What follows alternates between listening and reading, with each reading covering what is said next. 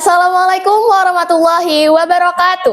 Selamat datang di EduTalk, Edukasi and Talk. Jadi, topik obrolan kita pada siang hari ini adalah seberapa penting sih organisasi itu? Apakah kalian sudah tahu seberapa manfaat dan sepenting apa ilmu organisasi? Oleh karena itu, kalian harus menyimak podcast kali ini. Kata pepatah, tak kenal maka tak sayang, maka perkenalkan, saya Sakinah Kaulan Sadida dari OSIM MTS At-Taqwa Bondowoso. Saya ucapkan terima kasih kepada Ustadz Febri dan Kakak Kina yang mau meluangkan sedikit waktunya untuk menjadi narasumber pada siang hari ini. Baik, silahkan Ustadz dan Kakak Kina untuk memperkenalkan diri terlebih dahulu. Terima kasih. Assalamualaikum warahmatullahi wabarakatuh. Waalaikumsalam. Alhamdulillahirabbil alamin. Allahumma shalli ala sayyidina Muhammad wa ala ali sayyidina Muhammad. Sebelum memperkenalkan diri, saya pertama mengucapkan terima kasih dan apresiasi yang setinggi-tingginya kepada pengurus OSIM angkatan 2025 yang telah memberikan kesempatan kepada saya, mengundang saya secara pribadi untuk hadir di acara podcast Edukasi and Talk MTS At-Taqwa Bondowoso. Ya, mudah-mudahan kegiatan ini menjadi kegiatan yang menambah wawasan bagi pemirsa dan bagi adik-adik pengurus OSIM khususnya. Perkenalkan, nama saya Febri Dwi Jayanto, SPDI. Saya lahir di Bondowoso. Dan di MTS At-Taqwa saya memiliki kewajiban yaitu mendampingi siswa-siswi kita dalam mata pelajaran akidah akhlak, mata pelajaran Quran hadis, dan saya punya tugas tambahan yaitu sebagai wakil kepala madrasah bagian kesiswaan. Itu mungkin sekedar perkenalan dari saya. Baik, perkenalkan saya Kina Naomi Azaria selaku Ketua OSIM masa MTS At-Taqwa Bondowoso periode 2024-2025 sebagai Ketua Putri. Kalau begitu, kita langsung aja nih ya ke topik obrolan kita. Pertama, saya ingin bertanya kepada Ustadz Febri, menurut Ustadz, seberapa penting organisasi itu dalam mencapai tujuan kolektif? Oke, terima kasih. Pertanyaan yang cukup bagus ya. Ini sepertinya mewakili pertanyaan-pertanyaan teman-teman kalian, terutama adik-adik kalian yang pada saat ini terrekrut sebagai anggota OSIM baru ya. Seberapa penting sih berkenaan dengan organisasi? Menurut pengalaman pribadi kami, saya sebagai individu ya, tentunya organisasi cukup penting bagi kita sebagai wadah tentunya ya, wadah bagi adik-adik, bagi kita semuanya untuk mengasah jiwa kepemimpinan kita dan juga wadah untuk membentuk generasi-generasi pemimpin yang akan datang. Tentunya di sana bisa menambah wawasan, menambah pengalaman, dan juga ya meningkatkan kreativitas, inovasi dan itu semuanya ada di organisasi dan bisa dipelajari di organisasi. Saya teringat dengan apa yang disampaikan oleh guru-guru kita semenjak kita masih berada di bangku sekolah ya. Banyak kata-kata yang memotivasi kita agar kita bisa bekerja sama. Yang pertama, berat sama dipikul, ringan sama dijinjing. Itu ya. Dan juga saya masih teringat juga bagaimana guru saya menyampaikan untuk membersihkan sampah di lingkungan kita. Sampah yang berserakan, tentunya lidi tidak bisa bekerja sendiri-sendiri. Oleh karena itu, ya tentu perlu bersatu. Kita perlu mengumpulkan lidi-lidi dari 100 lidi dikumpulkan menjadi satu, dan itu mempermudah kita untuk membersihkan halaman yang penuh sampah.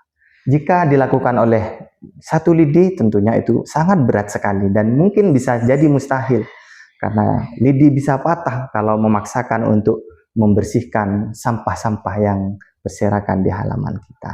Nah, pembelajaran bagi kita, jadi organisasi sangat penting, kebersamaan sangat penting, agar kita bisa saling mengisi, saling menyempurnakan, karena manusia itu tentunya diciptakan oleh Allah Subhanahu wa Ta'ala dengan kelebihan yang perlu kita syukuri.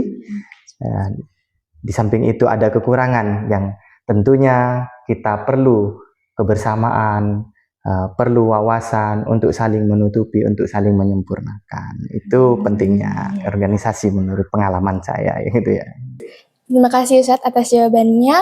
Dan untuk Kak Kina nih pertanyaannya, mengapa Kak Kina itu mengikuti organisasi dan apa alasannya nih Kak kira-kira? Jadi awalnya saya ikut organisasi itu karena saya merasa di kelas, di kehidupan kita sehari-hari itu hanya sekolah, belajar, pulang, sekolah, belajar, pulang. Itu terus diulang-ulang. Jadi kok kayak boring gitu, kayak bosen gitu ya.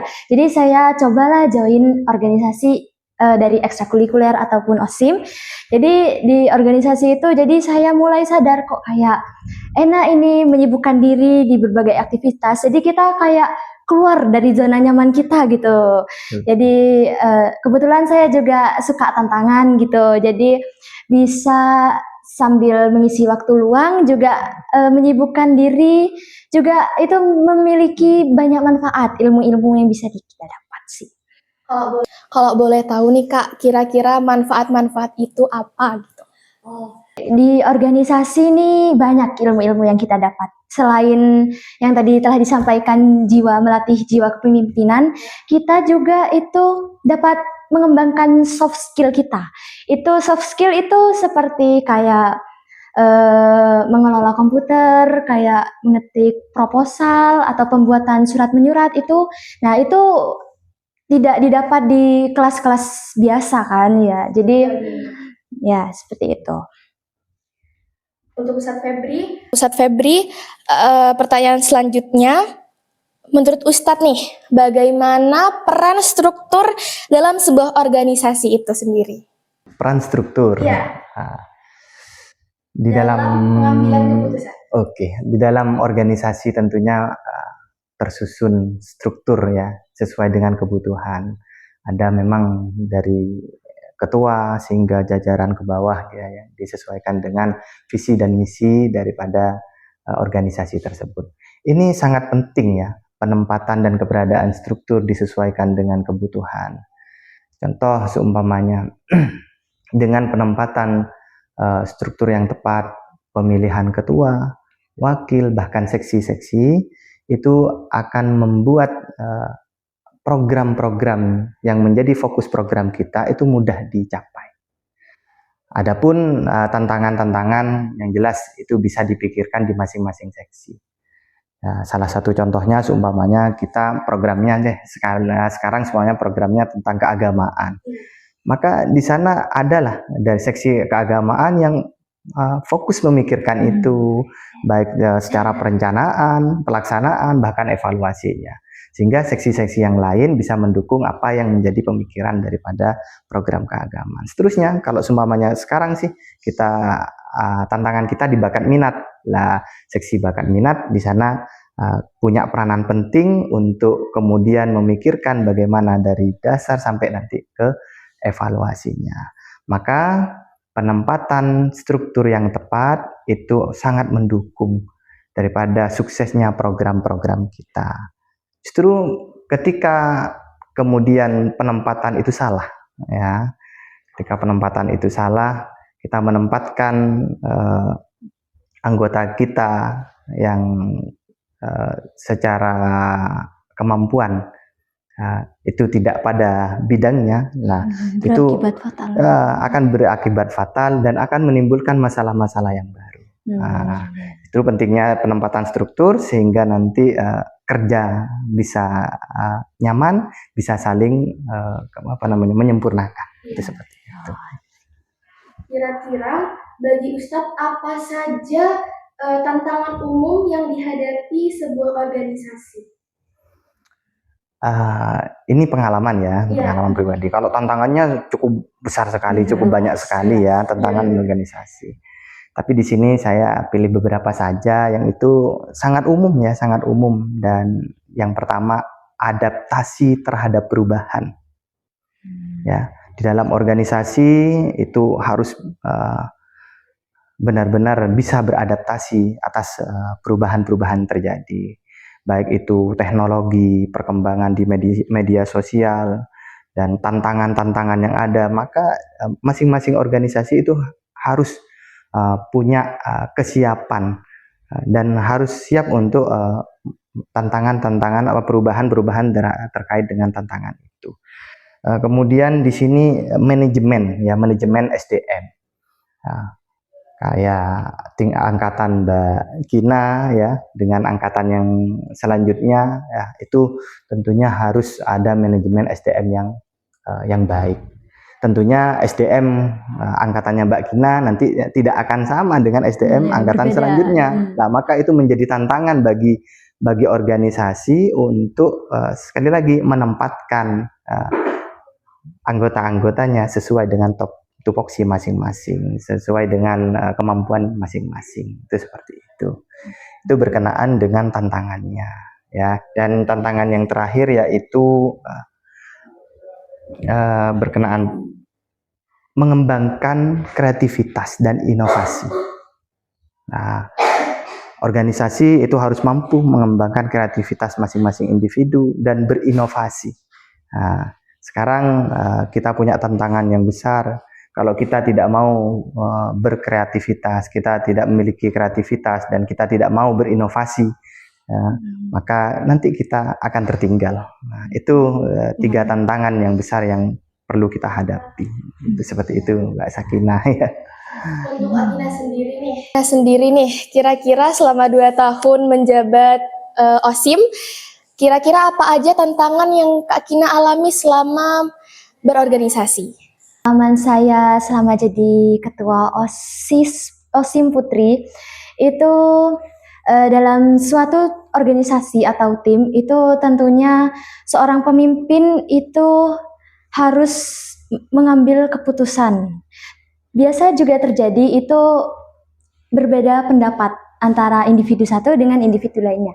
Jadi tantangan terberatnya di situ. Jika sudah ada perbedaan pendapat, jadi kita harus mengambil keputusan dengan tepat dan cepat. Jadi sudah tepat harus cepat gitu. Ya. Jadi memilih antara satu pilihan pendapat itu atau mencari jalan tengah. Jadi solusi tengah ini untuk mengambil solusi tersebut. Apalagi di suatu tim itu kan mempunyai karakter yang beragam gitu ya anak-anaknya. Wataknya juga berbeda-beda, pasti pemikirannya juga beda-beda gitu. Ya, terus tantangan selanjutnya sih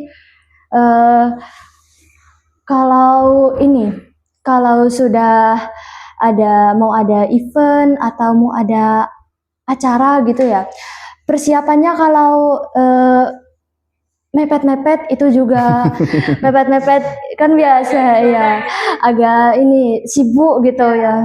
Kadang juga harus bisa bagi waktu sama pelajaran sekolah gitu. Jadi tantangannya di situ harus manajemen waktu dengan sebaik mungkin gitu. Kira-kira nih boleh nggak ya Kak Kina tuh kasih tips gimana caranya Kak Kina tuh manajemen waktu, karena kan emang waktu yang sangat dengan jadwal yang sangat padat itu kan. Tipsnya simple saja ya sebenarnya. Misalnya nih sudah ada tugas besar gitu, PR misalnya dari pelajaran gitu ya. Di hari itu, saat di hari kasih tugas tuh langsung kerjain pulangnya, langsung kerjain saat itu. Jadi jangan ditunda-tunda gitu tuh. Jadi kalau misalnya saya pernah dulu awal-awal dikasih tugas sekolah kayak, nanti dah ini mau ngerjain yang lain gitu tuh. Jadi tuh lama-lama numpuk terus kebentur sama yang lain. Jadi itu jadi kadang ketinggalan gitu. Jadi buat stres juga itu ya. Iya. Jadi harus mengerjakan di waktu kita dikasih tugas itu ya. Ya cukup seperti itu. Ustadz, kira-kira nih Ustadz, bagaimana organisasi itu dapat mengatasi solusi agar tetap relevan dan efektif?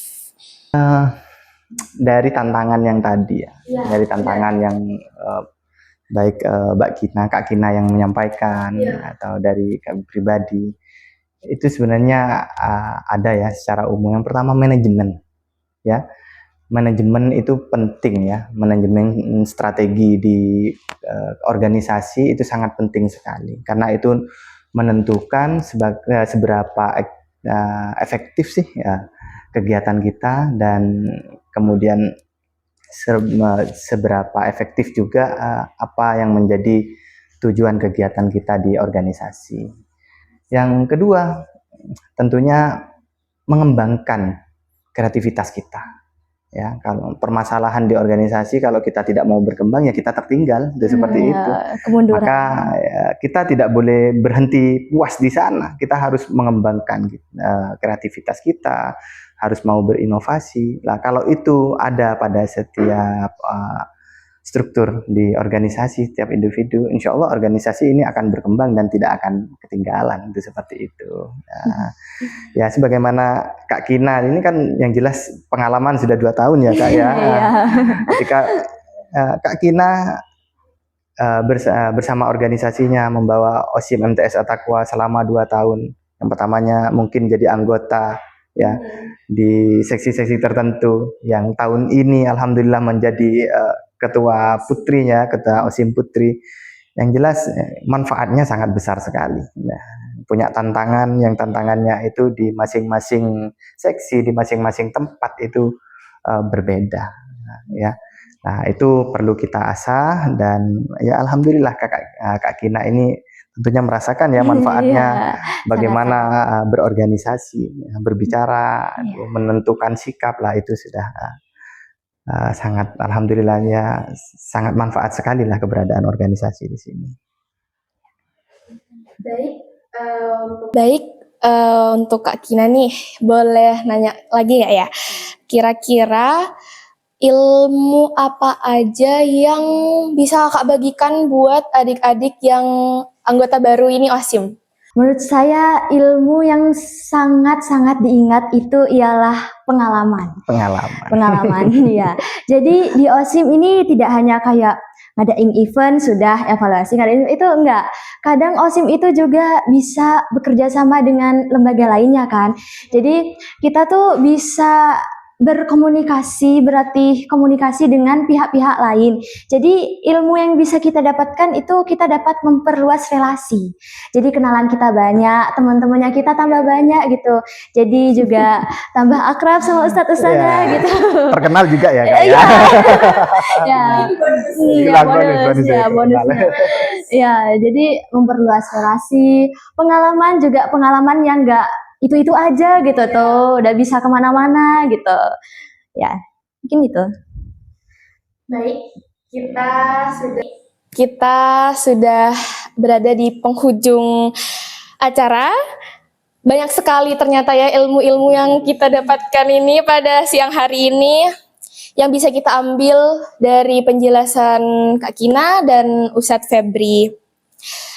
Ternyata sepenting itu ya organisasi itu.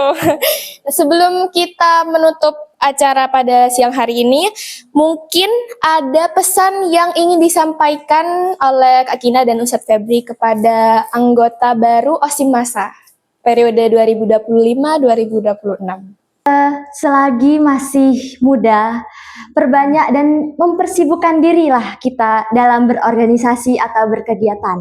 Karena dengan kita mengisi waktu kosong atau waktu luang kita akan terhindar dari pemikiran-pemikiran ke hal-hal negatif. Jadi kita di sisi lain mendapatkan ilmu baru gitu ya, dan juga terhindar dari hal-hal negatif yang tidak diinginkan, dan juga seperti pergaulan yang tidak sehat. Mungkin itu.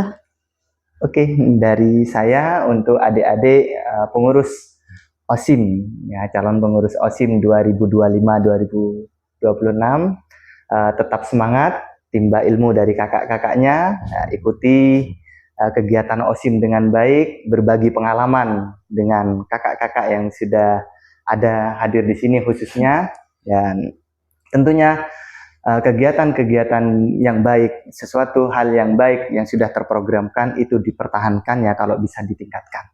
Nah, itu harapan dari kami, dari saya pribadi selaku kesiswaan, agar OSIM Atakwa ya, OSIM MTS Atakwa tambah tahun ya, tambah baik ya, tambah berkembang, dan juga menjadi wadah yang tepat untuk mengembangkan kreativitas siswa-siswi kita. Itu saja dari saya. Oke. Baik, terima kasih Kak Kina dan Ustadz Febri atas ilmunya pada hari ini.